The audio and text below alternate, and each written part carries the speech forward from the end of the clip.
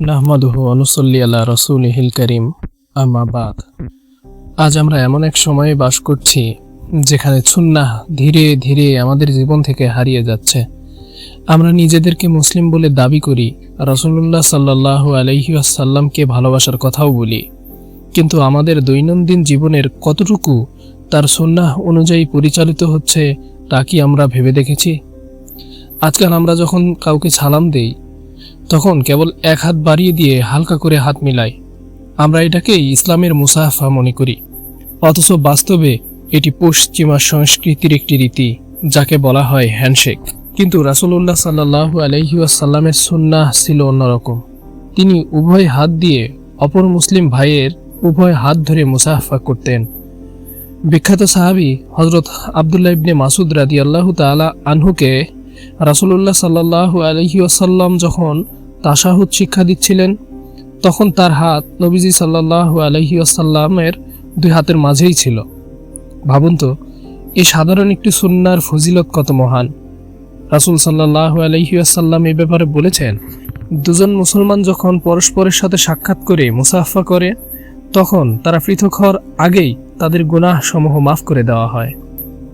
কিন্তু আফসোস, আমরা কত সহজেই এসব সুন্নাহকে অবহেলা করে ফেলছি।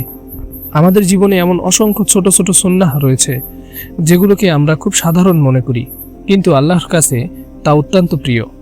যেমন আমরা প্রতিদিন বহুবার মসজিদে যাই, ঘরে প্রবেশ করি, আবার বের হই, কিন্তু কখনো কি খেয়াল করি কোন পা আগে দিচ্ছি? সুন্নাহ হলো মসজিদের ভেতরে প্রবেশ করার সময় ডান পা আগে দেয়া এবং বের হওয়ার সময় বাম পা আগে দিয়ে বের হওয়া। হযরত আনাস ইবনে মালিক রাদিয়াল্লাহু তাআলা আনহু বলেন, এটিই হলো সুন্নাতের অন্তর্ভুক্ত। একইভাবে ঘরে প্রবেশের সময়ও ডান পা আগে দেয়া সুন্নত। আর যদি এর সাথে আমরা দোয়াগুলো আমল করি, মসজিদে ঢোকার দোয়া এবং বের হওয়ার দোয়া, তবে আমাদের প্রতিটি পদক্ষেপ ইবাদতে পরিণত হবে। রাসূল সাল্লাল্লাহু আলাইহি ওয়াসাল্লাম মিসওয়াক সম্পর্কে বলেছেন, মিসওয়াক মুখের পবিত্রতা অর্জনের মাধ্যম এবং আল্লাহর সন্তুষ্টি লাভের উপায়। একইভাবে আমরা প্রতিদিন ব্রাশ করি, কিন্তু ব্রাশ করা কেবল একটি অভ্যাস, আর মিসওয়াক করা হলো রাসূল সাল্লাল্লাহু আলাইহি ওয়াসাল্লামের সুন্নাহ। তিনি এতটাই গুরুত্ব দিয়েছেন মিসওয়াক করাকে যে বলেছেন, যদি আমার উম্মতের উপর কঠিন না হতো তবে আমি প্রত্যেক সালাতের সময় মিসওয়াক করার নির্দেশ দিতাম। এটা এমন একটা আমল যা রাসূলুল্লাহ সাল্লাল্লাহু আলাইহি ওয়াসাল্লাম মৃত্যুর আগ পর্যন্ত ছাড়েননি। এরপর আসে আমাদের পোশাকের বিষয়। আজ অনেক মুসলিমই অজান্তে কিংবা ফ্যাশনের অনুসরণ করতে গিয়ে টাকনুর নিচে কাপড় ঝুলিয়ে পড়ে। অনেকে মনে করেন মনে অহংকার না থাকলে এতে কোনো সমস্যা নেই, অথচ এটি একটি ভুল ধারণা। রাসূল সাল্লাল্লাহু আলাইহি ওয়াসাল্লাম কঠোরভাবে সতর্ক করেছেন, কাপড়ের যে অংশ টাকনুর নিচে থাকবে তা জাহান্নামে পড়বে। এমনকি সহিহ মুসলিমের হাদিসেও এসেছে, কিয়ামতের দিন আল্লাহ তাআলা 3 শ্রেণীর মানুষের দিকে রহমতের দৃষ্টিতে তাকাবেন না। তাদের মধ্যে একজন হলো সেই ব্যক্তি যে টাকনুর নিচে কাপড় ঝুলিয়ে পড়ে। আমাদের পানি পান করার মধ্যেও খুব চমৎকার সুন্নাহ আছে। রাতে ঘুমানোর ক্ষেত্রেও রয়েছে সুন্দর সুন্দর সুন্নাহ। আমরা অনেক সময় দাঁড়িয়ে তাড়াহুড়ো করে এক নিঃশ্বাসে পানি পান করি। রাসূল সাল্লাল্লাহু আলাইহি ওয়াসাল্লাম বসে ডান হাতে বিসমিল্লাহ বলে এবং 3 শ্বাসে পানি পান করতেন। এমনকি আরেক হাদিসে তিনি দাঁড়িয়ে পানি পান করাকে নিষেধ পর্যন্ত করেছেন।